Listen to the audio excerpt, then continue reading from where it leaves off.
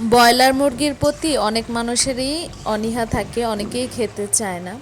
কিন্তু ব্রয়লার মুরগিটা যদি একটু ভালো করে রান্না করা যায় তাহলে কিন্তু খেতে খারাপ হয় না।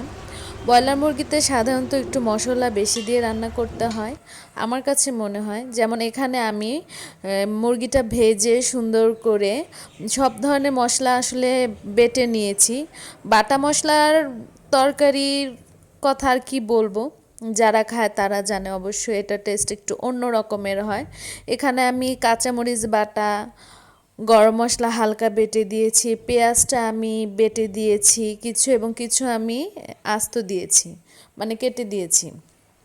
তারপর এখানে ছিল হলুদ গুঁড়া, মরিচ গুঁড়া, ধনিয়া গুঁড়া, আসলে বেসিক যে মশলাগুলো লাগে সেগুলো।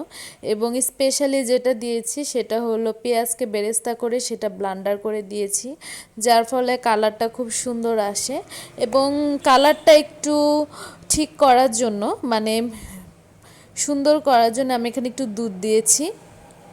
তাহলে দেখা গেছে সবগুলো মশলা ঘন এবং কালারটা খুব সুন্দর আসে, একটু গাঢ় হয়ে যায়। তাই দুধটা দিলে আসলে কালারটার মধ্যে সমতা চলে আসে বা তরকারিটা দেখতে ভালো লাগে, খেতে একটু টেস্ট হয়।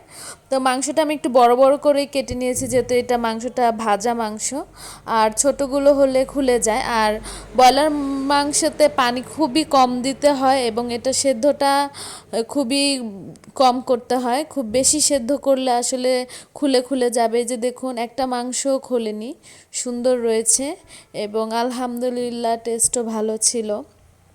এভাবে রান্না করলে ব্রয়লার মুরগিও যে খাওয়া যায় স্বাদ করে, এটাই তার প্রমাণ। তো অবশ্যই ট্রাই করে দেখবেন এভাবে রান্না করে, আর আশা করি সবার খেতেও ভালো লাগবে। আল্লাহ হাফেজ।